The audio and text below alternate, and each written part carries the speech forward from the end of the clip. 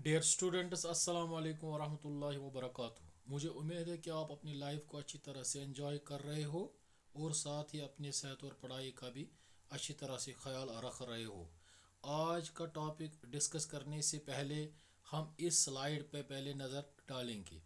All life forms of all life forms has to purposes has to purposes. One is to stay alive and second one is to reproduce. First हम ये बात clear करेंगे what stands for all life forms. It means an organism of a single cell, an organism of a single cell या an organism of multiple cells या plant organism हो या animal organism हो, जो भी ऑर्गेनिज्म हो। इसके दो अहम मकासद होते हैं। One is to stay alive and second is to reproduce. To stay alive करने के लिए यानी ज़िंदा रहने के लिए it has to perform this organism has to perform certain processes like nutrition, transportation, respiration, excretion, or in plant organisms they do photosynthesis. In order to stay alive, an organism has to perform these biological processes.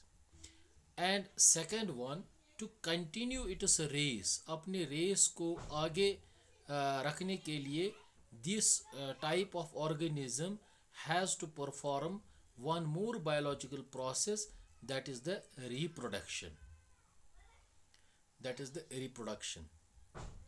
आपके जो निसाबी किताब में ये 13वां unit है with title how do organisms reproduce. इस chapter में हम क्या डिस्कस करने जा रहे हैं? इस चैप्टर में हम डिस्कस करेंगे डेफिनेशन ऑफ रिप्रोडक्शन और इम्पोर्टेंस ऑफ रिप्रोडक्शन और सेल्यूलर लेवल पे क्या होता है, that is the creation of DNA, ये हम डिस्कस करेंगे। और साथ ही इसकी इम्पोर्टेंस और इम्पॉर्टेंटली एट द ये हमें डिटेल में डिस्कस करना, that is the sexual reproduction और एसेक्चुअल रिप्रोडक्शन को हमें अच्छी तरह से डिस्कस करना। आज के इस वीडियो में हम सिर्फ ये दो चीज़ें डिस्कस करेंगे। डेफिनेशन ऑफ रिप्रोडक्शन की डेफिनेशन क्या है और इसकी इम्पोर्टेंस क्या है। First have a look here. Reproduction एक फंडामेंटल फ्यूचर होता है जो भी लाइफ फॉर्म जैसे हमने देखी प्लांट हो, एनिमल हो, यूनिसेलुलर हो, मल्टीसेलुलर ऑर्गेनिज्म हो, this is the fundamental future.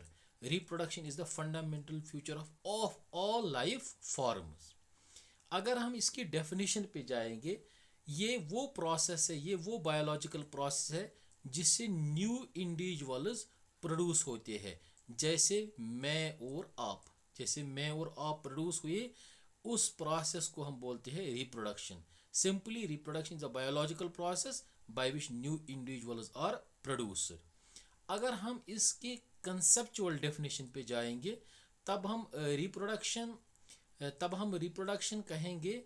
Reproduction एक इज अ बायोलॉजिकल प्रोसेस या simply a process by which new individuals of the same species are produced by existing organisms. जो existing ऑर्गेनिज्मों से नए individuals produce होते हैं of the same species, that process is known as a reproduction.